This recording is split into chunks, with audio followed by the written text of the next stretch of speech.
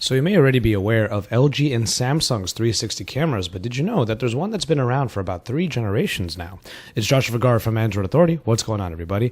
And this is the Ricoh Theta S.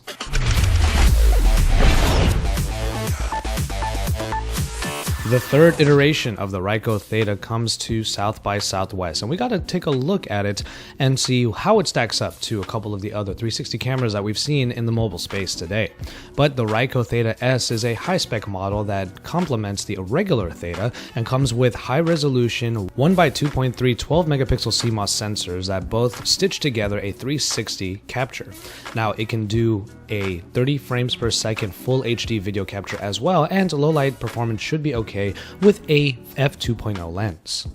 As we are going through the specs, the camera is able to take still images or long movies at a max length of 25 minutes long and be able to provide the 360 type of video that will be played on YouTube, Facebook, and even VR headsets. The Theta S connects to any smartphone using the Ricoh app, and you are able to send the images and the photos and videos to the smartphone when you need to. But inside of the Theta S is a 8 megapixel internal memory storage that is not bolstered by a micro SD card slot, however. But the connections on the bottom can be used to stream the content that is being captured by the Theta S live to either a laptop or to a display. The live streaming capabilities were really fun to look at as they had an installation on the trade show floor at South by Southwest showing off the capabilities of live streaming when it was connected to a MacBook. And we have more information about that in the interview that you're going to be seeing in just a bit. Overall, the device is actually really sleek with a matted finish, but a high quality feel all around. And it's really easy to use, and you just have to point it up and press the shutter button after you select the mode over on the buttons on the side.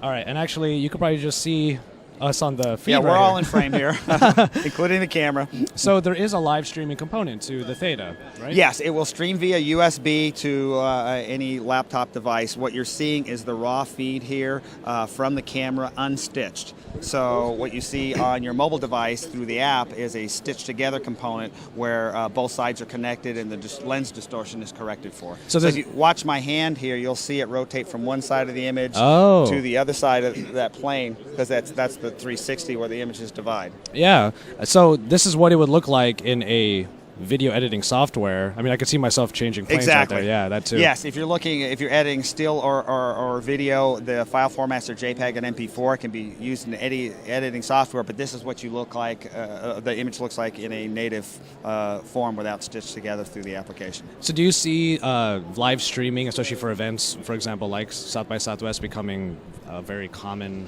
thing? I mean, we're already seeing it. Yes, we are. I think it's that we still have to have the software catch up with the hardware. Oh, fair. So you have to have stitching in here for most people to perceive it correctly. Do we have a feedback here? Is this what we're looking at? Yeah, that is a new website that has come up that does have the software built on the back end called Hug. This is my Japanese coworker's page. So that's what it would look like on YouTube 360 site, for instance. Oh, all right. Yeah, this is very similar. But we're waiting to see that integration happen on more and more platforms out there. Oh, well, that's great. Well, yeah, as Mike just mentioned, the streaming is done via USB to this laptop currently right now in this case, and then it can be streamed like to this website right here, which is great. So for consumers, do you think that this is going to become like, I don't know, like we were talking about vlogging earlier. It just I just keep thinking to myself, you know, for certain events, it seems like there are going to be so many different people vlogging the same thing from different perspectives. It just seems really interesting. Well, the neat thing with video is you can be your own director. You can choose your point of view as an end user and watch what you want to watch. So exactly. I think you're right. I think a lot of people that are doing vlogging want to get as many eyeballs as they can, and being unique can certainly help with that endeavor. Yeah, definitely.